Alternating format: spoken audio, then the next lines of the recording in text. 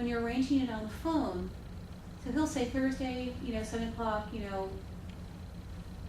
near her. You don't meet halfway. This is romance, not business. Meet near her. When I lived in Northern, it's hard to mention it for here. I'm in Huntington Beach, Newport Beach, Costa Mesa. I'm like right at this like juncture where it's like one block. You like throw the stone and I'm in like a different town. Newport Beach has more non-chain restaurant places for meeting. We're in the suburbs here. It can be a little bit challenging. Because I'm generally recommending places that are not like the family restaurants. It used to be in the early days, the Neanderthal days of internet dating, we were all meeting at Starbucks or places like that, but typically Starbucks. And where I lived, the Starbucks, it was a very yuppie area. So pretty much everyone going, the majority of people going to Starbucks were other single yuppies. So the whole ambiance worked. Now, and Starbucks was kind of sophisticated, it was, you were eating these like European sort of pastries, you're having espresso. It was sophisticated to get to in the late 90s, early, up to like the year 2000 or so.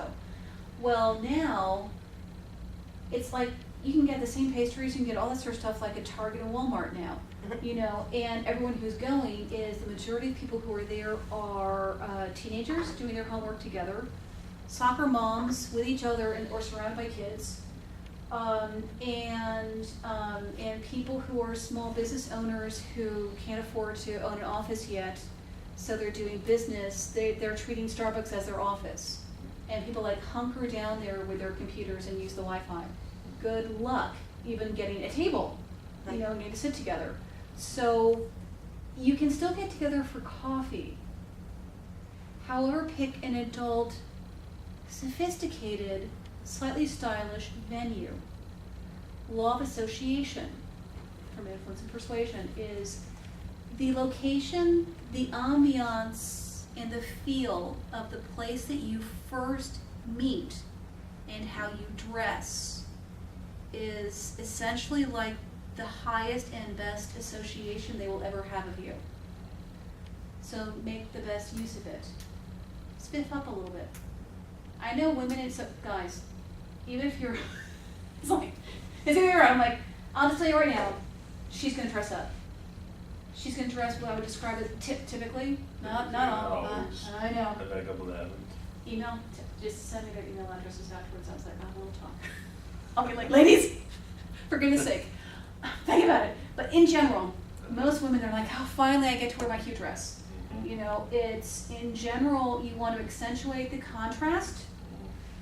So the biggest ways, fastest, best ways to create, this is from next week, so this is like highlights of Hamlet, is dress to accentuate the contrast of masculine and feminine. Wear colors that he would not wear. Red, pink, burgundy. Where it's like darker complected men, all different races, sometimes will wear some of those colors, but it's like if he wears it, cool, it's fine. It's just in general, they're not.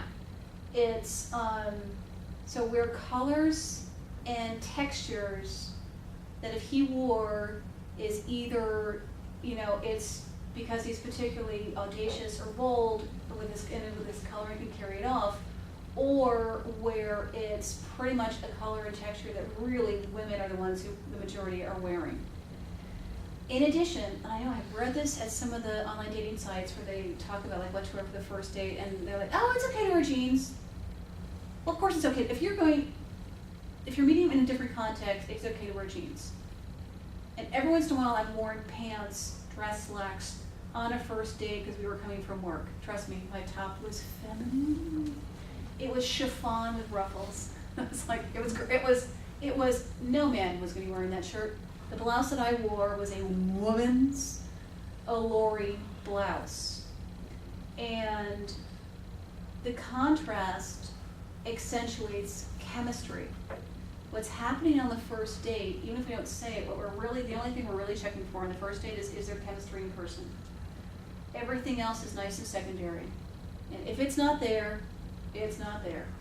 So. And it won't be there the second date? It might be for her. It typically won't be for him. How do you know if he doesn't have it for you? I'll get into it quite specifically next week, but really in many ways you'll know.